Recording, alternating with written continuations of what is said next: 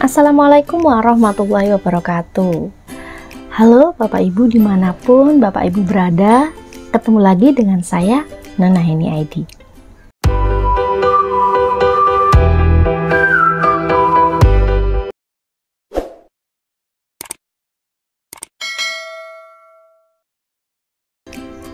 Nah, kali ini saya akan membahas hasil tryout PPPK Guru Seni Budaya dengan kompetensi teknis di SIM Guru Belajar Kemendikbud. Nah, di sini saya mengajak Bapak Ibu untuk belajar bersama dari hasil tryout yang sudah dilaksanakan beberapa hari yang lalu, dan Bapak Ibu mungkin masih sudah tahu jawabannya tapi masih bingung dengan penjelasan dari materi tersebut. Saya harapkan dari pembahasan soal-soal ini kita dapat belajar bersama. Nah, kita langsung saja ke soalnya ya.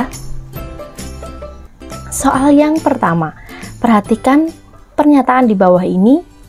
Nomor 1, perasaan senang, ketertarikan peserta didik, perhatian, keterlibatan peserta didik dalam kegiatan pembelajaran, manfaat dan fungsi mata pelajaran. Untuk mengetahui apakah peserta didik memiliki minat belajar yang tinggi atau tidak, sebenarnya dapat dilihat dari indikator minat yang ditunjukkan dengan nomor. Saya berikan waktu sekitar 10 detik untuk menjawab. Nah, ini penjelasannya. Dalam Kamus Besar Bahasa Indonesia, indikator itu adalah alat pemantau yang dapat memberikan petunjuk atau keterangan. Nah, kaitannya dengan minat belajar siswa itu, indikator adalah alat yang bisa memberikan petunjuk ke arah minat belajar. Ada beberapa indikator. Yang pertama adalah kesiapan siswa dalam menerima pelajaran, kehadiran siswa, kemampuan siswa, semangat siswa dalam menjawab pertanyaan, perhatian siswa dalam pembelajaran, ketekunan siswa, dan yang ketujuh, rasa ketertarikan. Nah, kita kembali ke jawaban kita. Berarti dari sini bisa kita lihat jawaban yang benar adalah yang A. Yang kedua yaitu ketertarikan peserta didik, lalu perhatian siswa dalam pembelajaran, lalu keterlibatan peserta didik dalam kegiatan pembelajaran, dan manfaat dan fungsi dari mata pelajaran. Untuk soal yang kedua, desain dinamika gerak dalam karya tari merupakan hal penting karena dinamika sesuatu yang menyebabkan kekuatan dalam gerakan menjadi hidup dan menarik. Nah, salah satu desain dinamika yang disebut ritardando adalah, nah, penjelasannya di sini beberapa teknik dalam gerak yang bisa mencapai dinamika adalah accelerando, ritardando, crescendo, decrescendo, piano, forte, staccato, dan legato. Nah, materi ini saya dapatkan di mana? Materi ini saya dapatkan di SIM Guru Belajar materi seni musik. Nah, di sini penjelasan dari ritardando adalah teknik dinamika yang mencapai dengan memperlambat gerak. Berarti jawabannya adalah yang C. Soal nomor 3, manakah soal yang memenuhi kriteria HOTS untuk stimulasi berikut ini? Penjelasannya, menurut beberapa ahli, definisi keterampilan berpikir salah satunya adalah Resnick tahun 1987, proses berpikir kompleks dalam menguraikan materi, membuat kesimpulan, membangun representasi, menganalisis, membangun hubungan dengan melibatkan aktivitas mental yang paling dasar. Nah, kita lihat lagi ke jawabannya. Jika ulat itu menurun drastis, apa yang akan terjadi pada burung elang? Nah, kita kembali ke tabelnya dulu. Kalau pilihan yang kedua, sawi dan bunga sepatu berperan sebagai apa? Nah, kita di sini dituntut untuk melihat pertanyaan yang HOTS. Jadi kita kembali dulu ke tabel level kognitif dari Bloom yang ada C1 sampai C6. Kita bisa perhatikan yang disebut kriteria HOTS itu adalah mulai dari C4, C5, dan C6. C4 itu adalah menganalisis, C5 menilai atau mengevaluasi, dan C6 adalah mengkreasi atau mencipta. Oke, kita kembali ke jawabannya di soal nomor 1. Jika ulatnya menurun drastis, apa yang terjadi pada burung elang? Jelas burung elangnya juga pasti akan kehilangan makanannya, tetapi sebelum ke burung elang, yang makan duluan adalah burung pipit. Nah, atau pertanyaan yang B, sawi dan bunga sepatu berperan sebagai apa? Sawi dan bunga sepatu berperan sebagai, nah sangat dekat dengan pemahamannya, ini masih lots, jadi yang A juga masih lots. Kita ke soal yang C, apa yang terjadi pada katak jika tidak ada belalang? Nah, ini dia, apa yang terjadi pada katak jika tidak ada belalang? Dari sini kita bisa lihat, jadi jawaban yang menurut saya paling benar adalah jika ulat menurun drastis, apa yang akan terjadi pada burung elang? Karena ulat adalah makanan yang ada di posisi atas dan ada di posisi akhir. Jadi kalau satu yang berefek dari awal, pasti yang terakhir juga pasti akan sangat berefek. Kenapa? Karena pertanyaan di D, hewan apakah yang berperan sebagai konsumen tingkat tinggi? Itu hanya butuh mengingat. Sedangkan kalau pertanyaan E, apakah peran burung elang dalam suatu rantai makanan? Itu juga hanya tinggal memahami, berarti masih lots. Jadi kita kalau kembali ke atas, yang A itu bukan jawaban lots, tapi jawaban menganalisis, dia pakai C4. Karena siswa harus menganalisis di mana si ulat ini ada di posisi atas. Dia harus menjelaskan apa yang akan terjadi setelah ke ulat, dia harus menjelaskan yang terjadi di burung pipit, lalu ke burung elang atau ke katak, dan lalu baru ke burung elang. Proses yang agak panjang, jadi pastinya siswa membutuhkan analisis. Jadi ini merupakan jawaban dengan kriteria HOTS.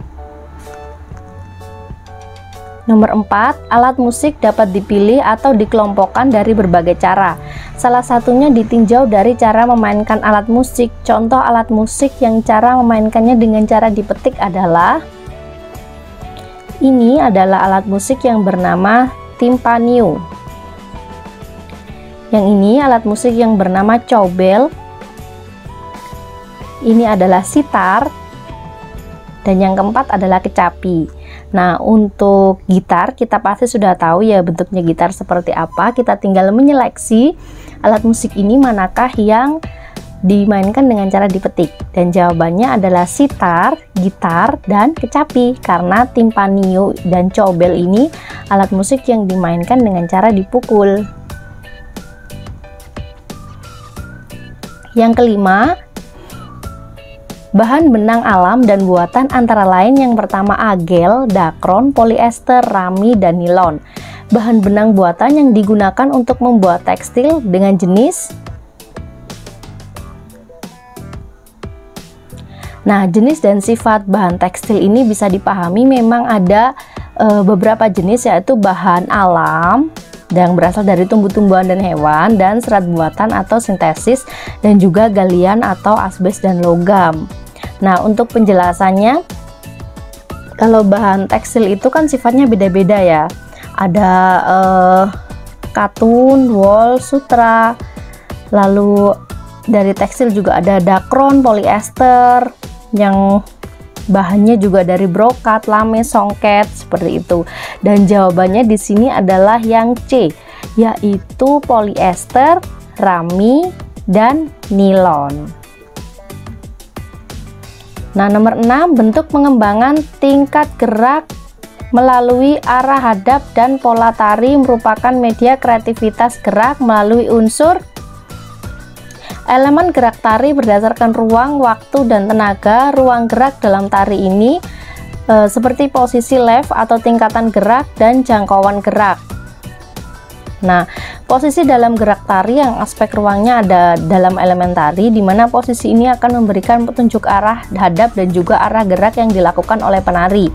Arah hadap yang dilakukan oleh para penari saat melakukan gerak tari adalah contoh salah satunya arah ke depan muka, arah ke belakang, sudut kanan kiri, samping kanan, samping kiri. Selain arah hadap yang dilakukan oleh para petani, maka petani juga memiliki arah gerak yang dilakukan dalam pementasan tari. Nah, arah gerak yang dilakukan oleh para penari ini biasanya sebagai berikut. Nah, arah maju mundur, arah ke samping kanan, samping kiri, arah zigzag, berputar, dan searah jarum jam. Nah, dari sini kita sudah bisa lihat ya, media gerak tari berarti dalam unsur apa? Dalam unsur ruang. Nomor 7, tari tunggal merupakan salah satu bentuk tari individu yang sangat berat dalam memperagakan karena dari aspek penguasaan gerak, irama, dan karakteristik harus maksimal. Maka dalam tari tunggal juga dibutuhkan, ini penjelasannya, tari tunggal itu isi gambarannya mengisahkan tokoh dan nama tariannya dari nama seorang tokoh dan julukannya. Nah, kalau tari tunggal perwujudan koreografi yang khas dan ditarikan oleh seorang penari. Tingkat kerumitan pengungkapannya relatif lebih tinggi dibandingkan bentuk tari lainnya. Kondisi ini dikarenakan dilakukan oleh satu orang penari, sehingga nilai estetis dari tarian yang dilakukan bertumpu hanya kepada seorang penari. Nah, demikian juga dengan tatanan gerak tari tunggal yang memiliki tingkat kesulitan yang lebih tinggi, sulit untuk dilakukan secara rampak. Nah, daya tarik Sri Tunggal ini itu personal yang dimunculkan dalam koreografi dan kepiawaian penari. Berarti sudah jelas dia harus membutuhkan penjiwaan yang baik. Lanjutnya adalah soal nomor 8. Dalam proses penyajian drama atau teater biasa dikenal istilah formula dramaturgi. Apa yang termasuk dari dramaturgi? Nah, sebelumnya saya jelaskan sedikit. Dramaturgi itu ajaran tentang masalah hukum dan konversi atau persetujuan drama.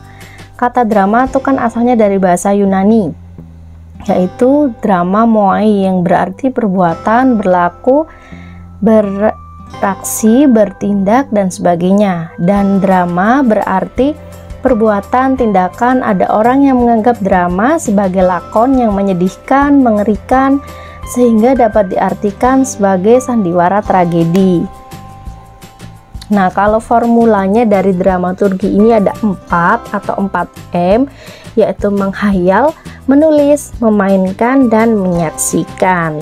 Berarti jawabannya di sini adalah yang E, menghayal atau ide, menciptakan atau menulis, lalu mementaskan, dan menyaksikan.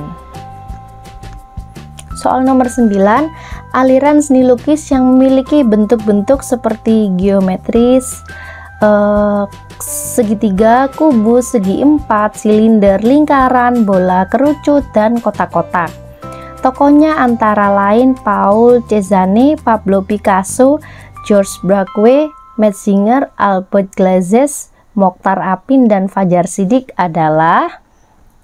Teman-teman yang dari seni rupa pasti langsung tahu jawabannya ya, tapi saya jelaskan sedikit tentang pilihan jawaban yang ada di sini.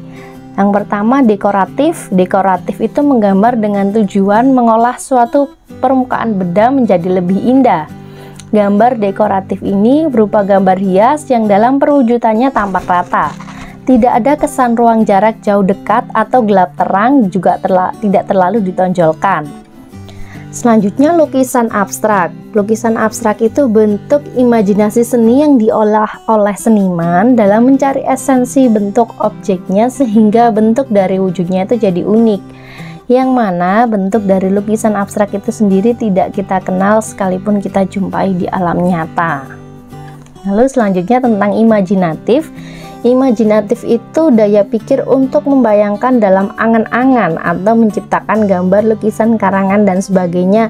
Kejadiannya itu berdasarkan kenyataan atau pengalaman seseorang secara umum.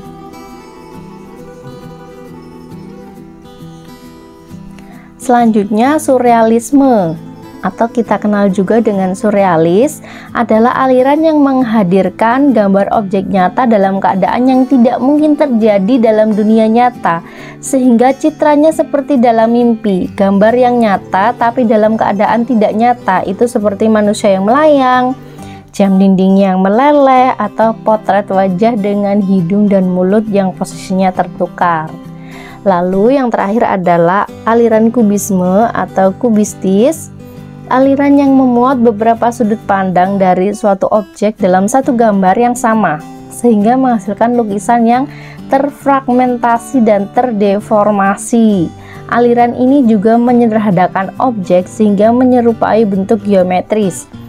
Suatu objek lukis dapat terdiri dari berbagai angle secara bersamaan sehingga menghasilkan kejanggalan yang estetis. Berarti jelas jawabannya adalah yang E. Nomor 10. Salah satu bentuk interaksi budaya manusia dengan lingkungan dan pengaruhnya terhadap pengembangan sosial budaya dan ekonomi masyarakat Indonesia. Materi dan tingkat kognitif pada kompetensi dasar tersebut adalah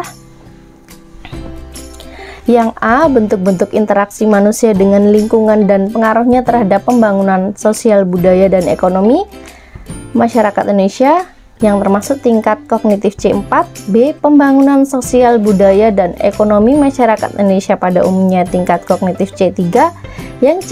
Bentuk-bentuk interaksi antar manusia dengan lingkungan tempat tinggal dan tempat kerjanya, tingkat kognitif C3.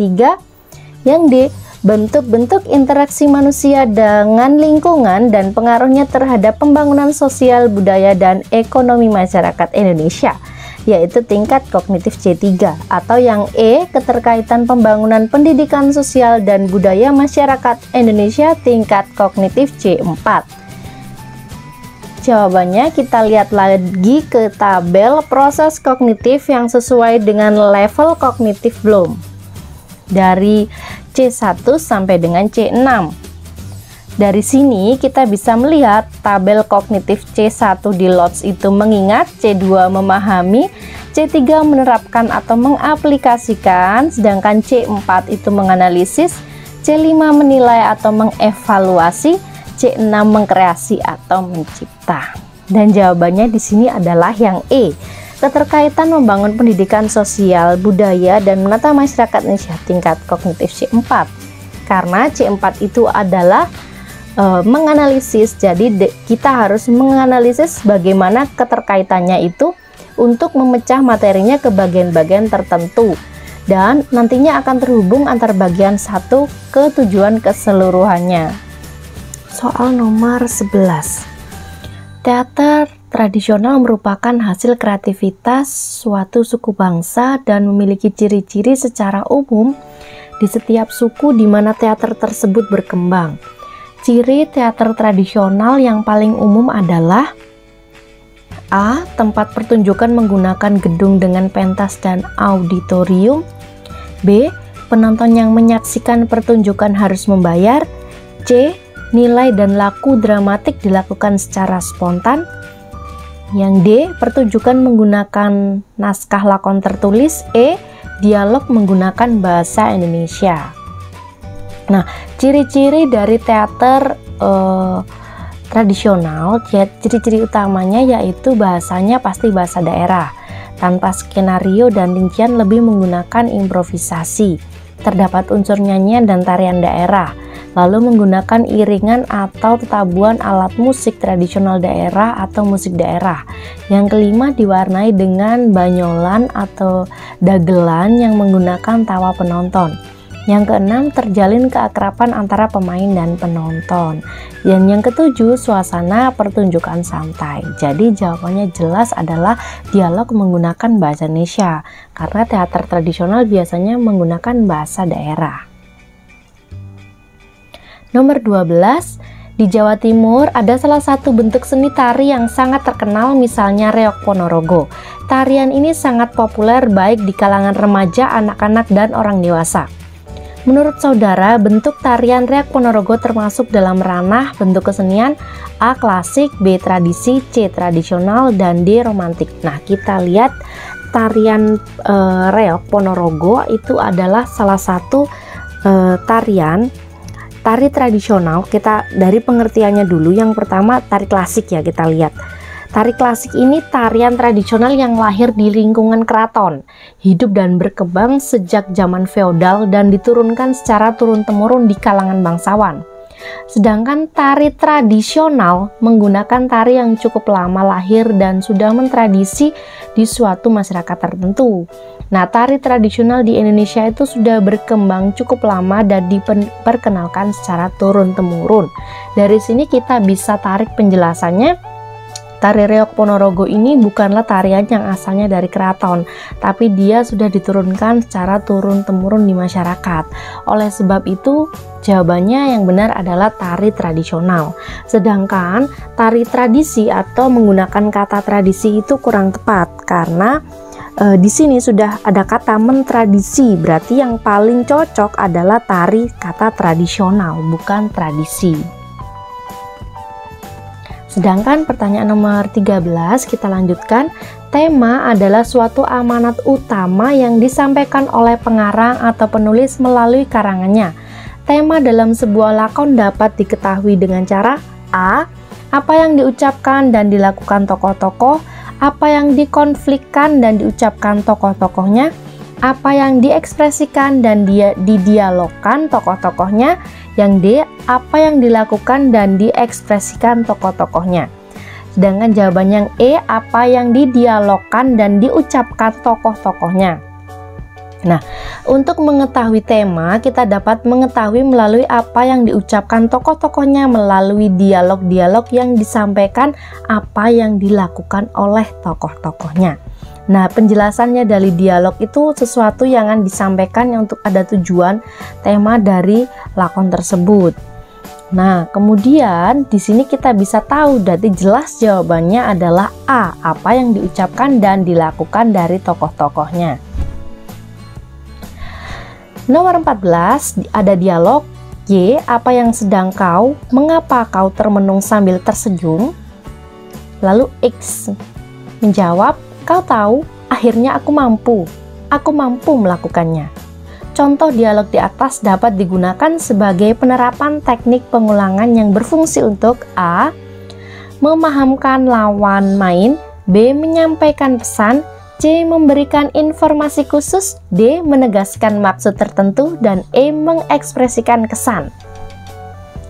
Ini materi yang saya temukan juga di buku panduan tentang materi teater. Nah, jawabannya di sini adalah D. Penjelasannya, adegan dalam lakon sering juga mengandung pengulangan, baik pengulangan bunyi, kata, kalimat, atau gerak tubuh.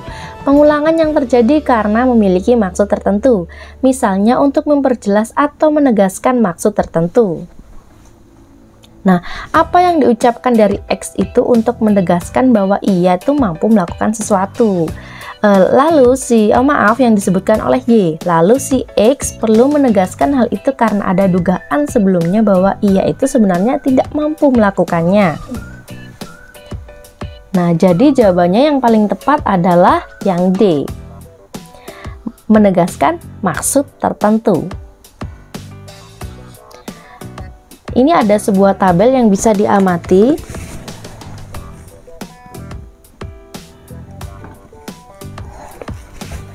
Dari tabel ini, pada input notasi balok dikenal simbol atau bentuk tanda diam. Tabel di atas menunjukkan gambar simbol tanda dengan nilai yang berbeda-beda. Nilai diam 1/4 ketuk dalam tanda nada birama, 1/4 ditujukan pada baris. Ini teman-teman yang backgroundnya dari seni musik pasti langsung tahu ya. Kita lihat dulu tabel dari seni musik. Cara membacanya kita bisa lihat dari bentuk nadanya, lalu ada nama nada atau tanda istirahat, ada angka dan kualitasnya. Dari angka kita langsung bisa mengetahui, kita mencari angka 1/4 dan kualitasnya itu adalah crochet dan bentuknya seperti ini. Berarti jelas jawabannya di sini adalah yang A. Jawabannya yang C, karena bentuknya harus crochet yang seperti ini ya. Nomor 16, dalam musik dikenal tentang keselarasan paduan bunyi. Keselarasan tersebut termasuk susunan, peranan, dan hubungan dari sebuah paduan bunyi dengan bentuk total. Pertanyaan tersebut merupakan pengertian dari musik. A. Harmoni, B. Tempo, C. Dinamika, D. Melodi, dan E. Warna nada. Penjelasannya, melodi merupakan tingkatan tinggi rendah dan panjang pendeknya nada dalam musik. Nah, melodi ini akan terdengar layaknya nada dengan mengolah gerak menuju puncak, kemudian kembali ke notasi yang sebelumnya, kondisi yang sebelumnya. Lalu, dinamika adalah volume nada secara nyaring atau lembut. Dinamika biasanya digunakan komposer untuk menunjukkan bagaimana perasaan yang terkandung di sebuah komposisi, itu senang, sedih, riang, datar, agresif, atau dan sebagainya. Lalu dalam tempo, dalam musik tempo itu bisa diartikan ukuran kecepatan birama lagu. Semakin cepat suatu lagu dimainkan, maka semakin besar juga nilai tempo dari lagu tersebut. Sedangkan timbre merupakan kualitas atau warna bunyi dalam seni musik. Timbre sangat dipengaruhi oleh sumber bunyi dan cara bergetarnya. Biasa dikatakan timbre akan bergantung dari instrumen musik yang dibunyikan. Sedangkan dalam musik, harmoni itu merupakan keselarasan paduan bunyi. Jadi secara teknis, harmoni meliputi susunan peranan dan hubungan dari sebuah paduan musik dengan bentuk keseluruhan. Harmoni ini memiliki elemen interval dan akor. Dari sini jelas jawabannya adalah yang A, yaitu harmoni. Nomor 17, kegiatan memberikan penilaian terhadap baik, buruk, indah, tidak sesuai, serta sejumlah ragam penilaian yang tidak harus hadir dalam sebuah karya kritik, tetapi secara personal cukup dinikmati oleh penikmat. Nah, deskripsi tersebut merupakan pengertian dari aspek A. Evaluatif, B. Emotif, C. Kognitif, D. Kreatif, E. Apresiatif. Oke, ini adalah materi yang sepertinya teman-teman dengan background seni semuanya mendapatkan ya, materi tentang kritik seni. Oke, kita lihat dulu penjelasannya. Kalau evaluatif itu intinya adalah berhubungan dengan evaluasi atau penilaian. Lalu emotif itu kata yang mengandung pikiran atau perasaan baik, negatif atau positif yang sifatnya tuh subjektif, jadi memberikan gambaran imajinasi yang merangsang panca indera kita gitu. Lalu tentang kognitif itu prosesnya otak yang menyadari banyak aktivitas sehari-hari dalam kesehatan dan penyakit sepanjang rentang usia kita, jadi kemampuan untuk berpikir ya. Lalu kreativitas adalah kemampuan seseorang untuk menghasilkan komposisi, produk, atau gagasan apa saja yang pada dasarnya baru dan sebelumnya itu tidak ada. Sedangkan kalau apresiasi secara umum itu upaya untuk menilai, memahami, dan menghargai usaha dari seseorang atau kelompok. Dari sini bisa kita simpulkan jawabannya adalah yang E, apresiatif. Nomor 18, merupakan model yang dirancang untuk meningkatkan kefasihan, fleksibilitas, dan orisinilitas sebagai pendekatan terhadap benda-benda, peristiwa, konsep-konsep, dan perasaan-perasaan siswa adalah model yang A. penemuan, B. berpikir kreatif, C. basis masalah, D. penyelidikan, dan E. basis proyek. Dari mana? Kita lihat dulu penjelasannya. Yang pertama yang disebut penemuan itu jelas adalah model pembelajaran discovery learning atau inquiry learning. Berarti dia memahami konsep, arti, dan hubungan melalui proses intuitif untuk akhirnya sampai ke sebuah kesimpulan. Itu yang disebut penemuan. Lalu yang selanjutnya adalah pembelajaran yang berbasis masalah. Kalau berbasis masalah berarti jelas itu adalah problem based learning atau PBL. Berarti pendekatannya itu menggunakan masalah dunia nyata sebagai suatu konteks bagi siswa untuk belajar dengan cara berpikir kritis dan keterampilan untuk memecahkan sebuah masalah. Sedangkan pembelajaran yang berbasis project itu adalah project based learning atau kita kenal dengan PJBL, adalah metode pembelajaran yang menggunakan proyek atau kegiatan itu sebagai sebuah media. Selanjutnya, pembelajaran yang berbasis penyelidikan, yaitu model pembelajaran inquiry learning. yaitu memfasilitasi pendidik untuk mengajukan pertanyaan, kemudian diselidiki, dicari, lalu bereksperimen hingga penelitian mandiri untuk mendapatkan pengetahuan yang mereka butuhkan. Dan selanjutnya adalah model pembelajaran berpikir kreatif atau creative thinking model, merupakan model yang dirancang untuk meningkatkan kefasihan, fleksibilitas, originalitas, serta pendekatan terhadap benda-benda, peristiwa, konsep, dan perasaan siswa. Dari sini jelas jawabannya adalah yang B atau berpikir kreatif. Nomor 19. Manakah di antara pernyataan di bawah ini yang merupakan indikator pengayaan yang mempunyai dasar menganalisis peran ekonomi dalam upaya menyejahterakan kehidupan masyarakat di bidang sosial dan budaya untuk memperkuat kesatuan dan persatuan bangsa? Jawaban yang A, mengklasifikasikan peran ekonomi dalam upaya mensejahterakan kehidupan masyarakat di bidang sosial dan budaya. Jawaban yang B, menjelaskan peran ekonomi dalam upaya mensejahterakan kehidupan masyarakat di bidang budaya. Jawaban yang C, merasionalkan peran ekonomi dalam upaya mensejahterakan kehidupan masyarakat di bidang ekonomi dan budaya. Yang D, membandingkan peran ekonomi dalam upaya mensejahterakan kehidupan masyarakat di bidang sosial dan budaya. Jawaban yang E, mengidentifikasi peran pemerintah dalam menyusun program unggulan ekonomi untuk mensejahterakan masyarakat.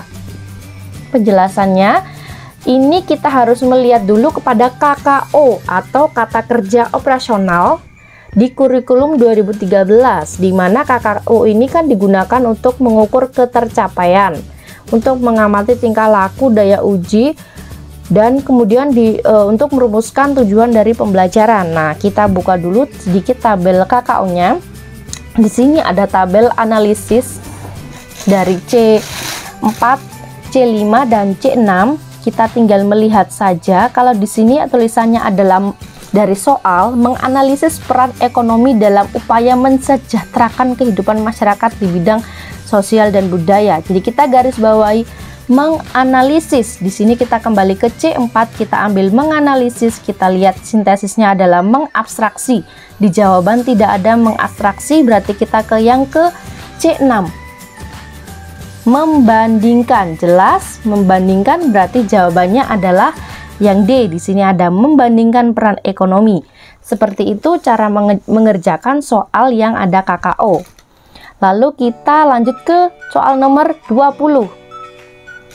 Ketika guru mengaitkan pekerjaan orang tua peserta didik dalam mempelajari topik tertentu di dalam proses pembelajaran, ia memperhatikan aspek A. Sosial, B. Kultural, C. Motivasi, D. Etnik, dan E. Status sosial.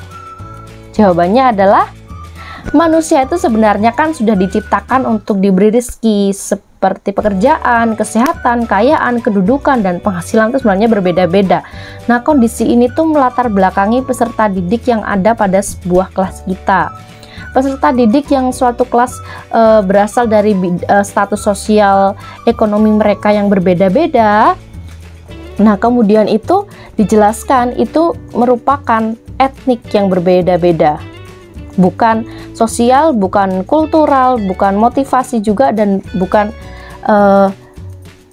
etnik juga, karena etnik kaitannya dengan suku, sedangkan status sosial itu kaitannya dengan kondisi perekonomian mereka. Kalau sosial, kehidupan sosialnya. Kalau kultural berarti budayanya. Etnik juga kaitannya dengan suku. Lalu kalau motivasi jelas bukan, karena motivasi itu kaitannya dengan apa yang membelakangi si siswa itu ingin memperdalam suatu pembelajaran atau mengikuti pembelajaran itu. Soal nomor 21.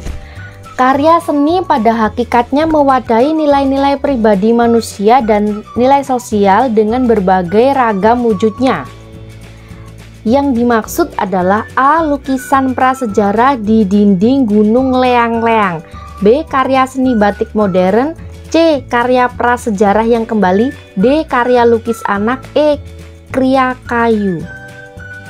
Ini soal yang sepertinya agak sedikit membingungkan di tryout kemarin menurut saya. Nah, kita lihat dulu penjelasannya. Kain batik itu kain yang menggambarkan pembuatannya secara khusus dengan menuliskan atau menerangkan malam pada kain. Kemudian mengolahnya itu diperoleh dengan cara tertentu dengan memiliki kekhasan. Itu penjelasannya tentang batik. Lalu tentang prasejarah di Gunung Leang-Leang, menurut saya itu kurang menjelaskan tentang hakikat nilai-nilai pribadi manusia dan nilai sosialnya. Karena itu biasanya berkaitan dengan hal magis, berkaitan dengan hal tempo dulu yang pada zaman bersejarah mereka masih hidup berpindah-pindah, masih percaya dengan alam, dengan kekuatan yang ada di alam yang mereka sembah, kemudian mereka menggambarkan di dinding. Itu sama dengan karya prasejarah yang kembali, maksudnya karyanya itu dikilas lagi, diceritakan lagi, dan menurut saya itu kurang memadai nilai pribadi manusia dan nilai sosial. Nah, kalau karya lukis anak itu merupakan ekspresi dari si anak itu, hanya si anak ya. Di sini yang ditanyakan adalah manusia, berarti lebih banyak lingkupnya, bukan hanya anak. Nah, kalau yang kriya kayu. Kenapa kriya kayu? Menurut saya terlalu sempit, karena di sebuah karya kriya kayu itu bisa saja mewadahi pribadi manusia dan nilai sosial, tetapi untuk kata kriya, digarisbawahi kriya, berarti dia itu mengarah ke hal karya yang bisa menghasilkan kerajinan dari bahan kayu. Ya, jadi bukan untuk mewadahi pribadi manusia yang utamanya menurut saya, tapi ke karya kriya kayu. Nah, kalau dari jawaban sini menurut saya yang paling dekat adalah batik modern. Kalau dari batik itu sudah jelas pembuatannya tuh menggunakan kain. Ada batik tradisi dan ada batik modern. Nah, kalau batik modern itu susunan batik motifnya kan tidak terikat dengan aturan atau tradisi seperti batik tradisi. Dan biasanya di batik modern yang saat ini sudah mengutamakan nilai estetis. Dia mengutamakan nilai estetis dan keindahan, dan biasanya di batik itu juga ada nilai pribadi dan nilai sosial dari si masyarakat yang ada di dalamnya, itu terwadahi di dalam batik itu. Jadi menurut saya, kalau menurut saya pribadi, jawabannya di sini adalah yang B, di karya batik modern. Mungkin teman-teman punya pendapat dan jawaban yang lain dari soal ini, bisa tulis di kolom komentar. Nomor 22, teater ini menggunakan iringan suara gamelan dari mulut dengan beragam irama dan awalnya merupakan seni membaca kitab lontar, khususnya cerita monyeh, dan digunakan untuk pengembangan agama Islam. Teater tradisional yang dimaksudkan adalah A. Cakepung, B. Ubruk, C. Randai, D. Cepung, dan E. Sinrili. Oke, di sini saya jelaskan sedikit. Ubruk itu teater tradisi yang asalnya dari Banten. Randai itu kesenian khas Minangkabau berupa aksi teater atau sandiwara dengan beberapa unsur seni. Sedangkan Sinrili tradisi lisan yang asalnya dari Goa, Sulawesi Selatan, berisi cerita kepahlawanan, keagamaan, dan percintaan. Dibawakan oleh seorang pesinrili dengan diiringi oleh musik instrumental dengan gesekan keso-keso. Jadi sinrili itu penyanyinya, sindennya. Kalau di orang Jawa biasanya sinden, namanya pesinrili. Nah, kalau Cakepung itu teater yang bertutur Bali yang bernuansa Sasak atau Lombok. Jadi campuran antara Bali dan Lombok, terutama jika dilihat dari sumber sastra yang dipergunakan, lontar monyeh yang menjadi orientasi satu-satunya kesenian ini memang berbahasa Sasak. Diduga kesenian ini merupakan sebuah akulturasi budaya seni Bali dengan pulau di seberangnya, yaitu Lombok yang berada di NTB. Di Lombok, kembaran Cakepung ini juga disebut dengan Cepung. Nah, dari sini jelas jawabannya. Ada penjelasannya lagi. Kalau cepung itu mungkin karena diiringi oleh suara gamelan mulut yang iramanya berbunyi cek cek cek cek cek cek pung. Cepung pada dasarnya adalah seni membaca kitab lontar, khususnya cerita monyeh yang diiringi instrumen seruling, redep, dan gamelan mulut atau vokal. Nah, Lontar Monyet ditulis oleh Jero Mahram pada tahun 1859 yang berisi filsafat Islam dengan tujuan pengembangan agama. Nah, di sini jawabannya yang mana? Karena di sini yang ditanyakan adalah mengarah ke cerita monyet dan lebih detailnya, ternyata jawabannya di sini adalah yang cepung, bukannya yang cakepung, karena cakepung itu hasil perpaduan antara Bali dan Lombok, dimana kita ketahui kalau di Bali itu kebanyakan adalah beragama Hindu, bukan beragama Muslim. Sedangkan di sini ditekankan cerita monyet yang digunakan untuk pengembangan agama Islam. Jadi jawabannya adalah yang D, yaitu cepung. Nomor 23, menurut Aristoteles, peristiwa dalam lakon adalah mimesis atau tiruan. Kita garis bawahi di sini dari kehidupan manusia keseharian. Dari tokoh yang hidup dalam lakon tersebut memiliki latar cerita tersendiri. Apa sajakah yang termasuk dalam latar cerita tersebut? A. Waktu, tempat, dan peristiwa. B. Waktu, tempat, dan cerita. C. Waktu, tempat, dan suasana. D. Waktu, tempat, dan sejarah. E. Waktu, tempat, dan kejadian. Nah, kalau setting itu suatu tempat kejadian cerita, sering pula disebut latar cerita, merupakan penggambaran waktu, tempat, dan suasana yang terjadi sebuah cerita. Jadi latar cerita itu bisa kita sebut dengan setting. Jadi jelas di sini jawabannya adalah yang C, waktu, tempat, dan suasana yang terjadi di sebuah cerita. Nomor 24, Anderson dan Krathwohl tahun 2001 melakukan revisi kawasan kognitif tingkatan pada kawasan kognitif kecuali. A. Menilai dan membuat pertimbangan berdasarkan kriteria dan standar tertentu yang telah ditetapkan. B. Memakai dan menggunakan prosedur untuk mengerjakan latihan maupun memecahkan masalah. C. Penerimaan atau receiving yang meliputi kesadaran akan adanya sesuatu, ingin menerima dan memperhatikannya. D. Mengerti dan mampu membangun arti dari pesan pembelajaran termasuk komunikasi lisan, tulisan maupun grafis. Yang E. Menganalisis dan memecah bahan-bahan ke dalam unsur pokok serta menentukan bagaimana bagian saling berhubungan dengan dan kepada seluruh struktur. Nah, kalau sebelum direvisi itu penjelasannya ada di taksonomi Bloom ranah kognitif, di mana ada pengetahuan, pemahaman, penerapan, analisis, sintesis, dan evaluasi. Tabelnya seperti ini. Dan setelah direvisi oleh Anderson dan Krathwohl, nah, menjadi perubahan kerangka berpikirnya dari kata benda, pengetahuan, pemahaman, aplikasi, analisis, sintesis, dan evaluasi, kemudian berpindah, lalu keluarlah yang namanya KKO. Ada dimensi pengetahuan dan dimensi kognitif. Nah, dari sini kita lihat kecuali yang bukan adalah yang C. Kenapa? Karena penerimaan receiving yang meliputi kesadaran akan adanya sesuatu, ingin menerima dan memperhatikan. Kita lihat semua jawabannya di sini.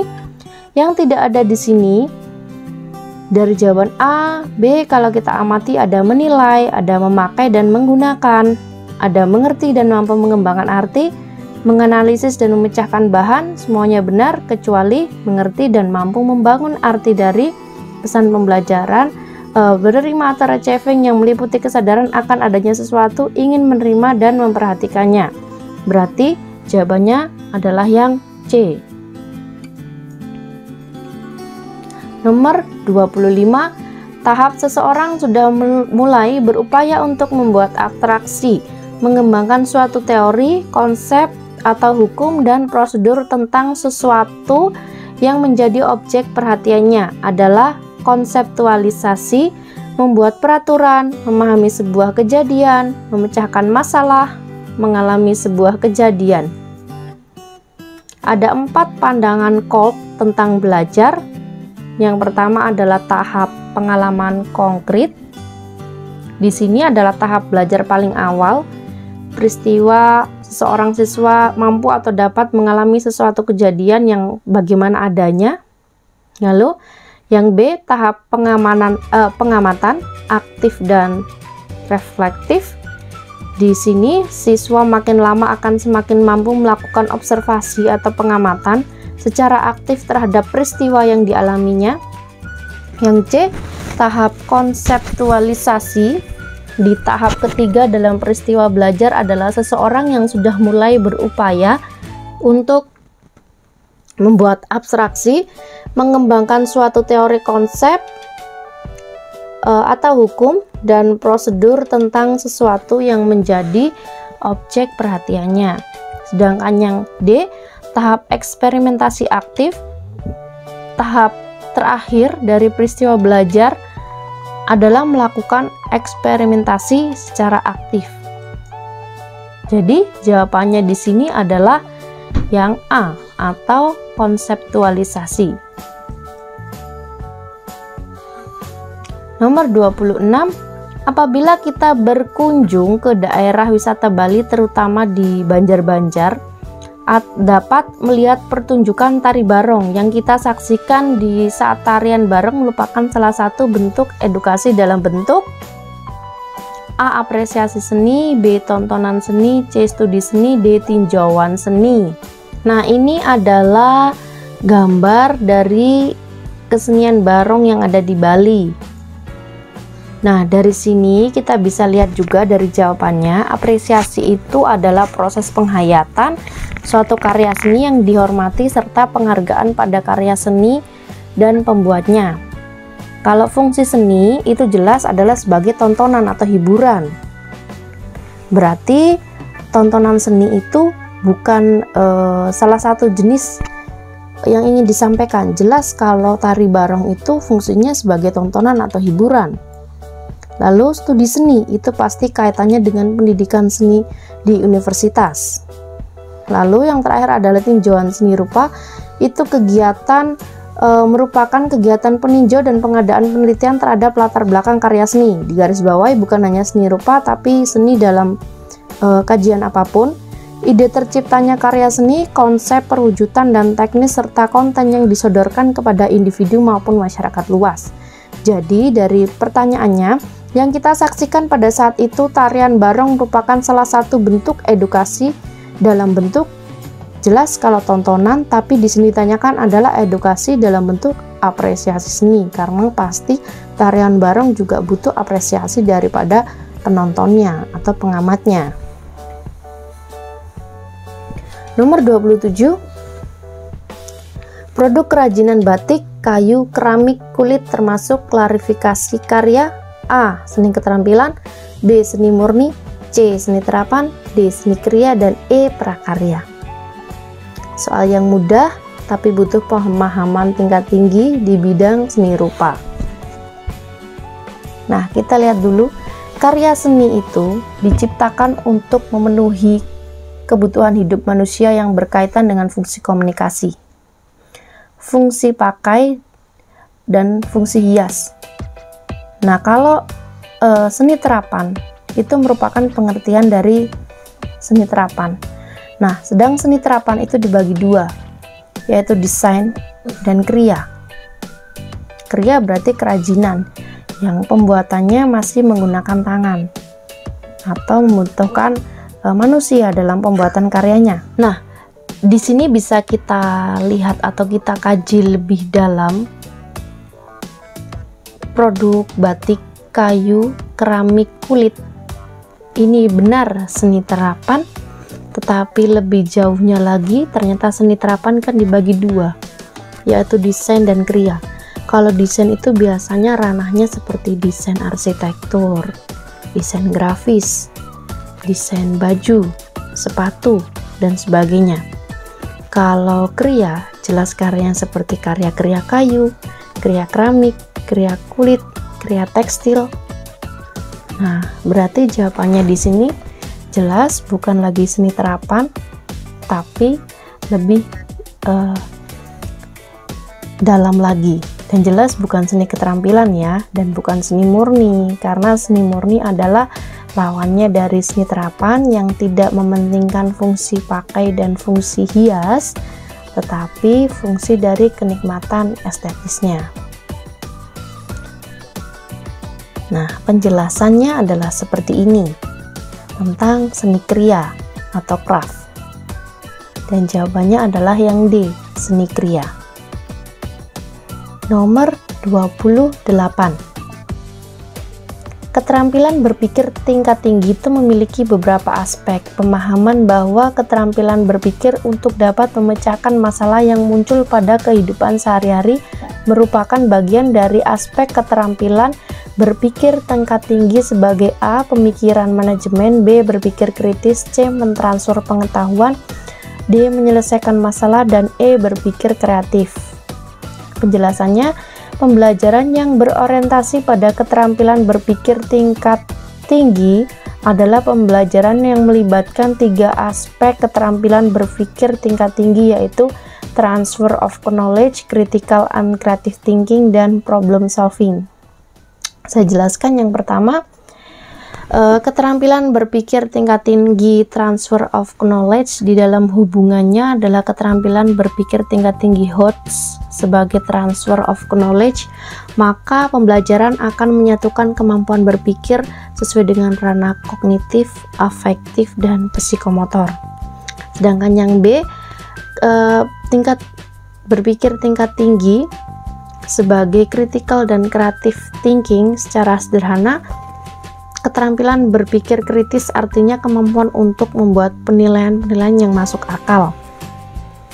Yang ketiga, keterampilan berpikir tingkat tinggi sebagai problem solving, yang sering kita lakukan seperti ini, problem solving, yang ternyata adalah suatu metode dalam memecahkan suatu permasalahan. Idealnya aktivitas pembelajaran tidak hanya difokuskan pada upaya mendapatkan pengetahuan sebanyak-banyaknya. Dari sini kita lihat lagi soalnya. Masalah yang muncul pada kehidupan sehari-hari merupakan bagian dari aspek keterampilan berpikir tingkat tinggi sebagai. Di sini jawabannya adalah yang D, penyelesaian masalah. Nomor 29, sebuah aliran yang berusaha menampilkan kesan pencahayaan yang pencahayaan dengan tampilan pada tampilan warna dan bukan bentuk adalah aliran A. Representatif, A. Deformatif, B. Surrealisme, C. Naturalisme, D. Representatif, dan E. Impresionisme. Kita bahas satu-satu. Kalau representatif itu aliran seni lukis yang menggunakan keadaan nyata pada kehidupan masyarakat dan alam. Nah, lalu kalau naturalisme itu seni rupa yang gambarnya alami, berarti kaitannya dengan natural, alam ya, sesuai dengan keindahan alam, dibuat dengan seteliti mungkin seperti tekstur, warna, atau gelap terangnya. Berbeda dengan lukisan representatif, deformatif ini merupakan perubahan bentuk asli menjadi bentuk baru tetapi tidak meninggalkan bentuk aslinya. Jadi lawannya representatif adalah deformatif. Sedangkan impresionisme itu aliran seni rupa yang penggambarannya sesuai dengan kesan saat objek itu dilukis. Dan yang terakhir, surrealisme, alirannya menghadirkan kontradiksi antara mimpi dan realita menjadi nyata dalam gambar yang memperlihatkan objek-objek nyata dalam keadaan yang tidak mungkin terjadi. Misalnya alam bawah mimpi, digarisbawahi surrealisme itu kaitannya dengan alam mimpi atau alam bawah sadar manusia. Jadi jawabannya yang benar adalah D, representatif, karena tampilan dan bentuknya, pencahayaannya semuanya benar-benar kesannya nyata. Nomor 30, di Sumatera Barat ada sebuah tarian selendang yang merupakan favorit bagi para remaja putra-putri untuk dapat menampilkan tarian tersebut. Menurut saudara, fungsi dari tarian selendang merupakan bentuk tari A. Upacara, B. Tari tradisi, C. Tari pergaulan, D. Tari hiburan, dan E. Tari klasik. Nah, penjelasannya, tari selendang itu adalah tari tradisional yang menggambarkan kehidupan rumah tangga antara suami istri maupun kedua keluarga dari kedua belah pihak yang akan terjalin baik. Dalam tari selendang itu ditarikan mengikuti irama lagu dan pantun lagu duo. Tari selendang itu suatu kesenian yang digunakan masyarakat pesisir dalam berbagai kegiatan, yaitu perkawinan, hiburan, atau pertunjukan dari dulu sampai sekarang. Tradisi adalah suatu kebiasaan yang sifatnya turun-temurun, berulang dari satu generasi ke generasi berikutnya dalam kurun waktu yang panjang. Nah, dari sini jelas jawabannya adalah tari tradisi, karena jenis tari itu ada tari tradisi dan tari klasik. Jadi jawabannya di sini adalah tari tradisi yang B. Terima kasih, pembahasan soal tryout kali ini sudah selesai. Jika ada komentar, silahkan dituliskan di kolom komentar, dan jangan lupa klik subscribe dan like di channel saya, dan juga nyalakan loncengnya agar saya bisa terus aktif untuk belajar bersama dengan teman-teman untuk memberikan soal, khususnya soal seni budaya dan dalam lingkup seni rupa lainnya. Terima kasih, dadah.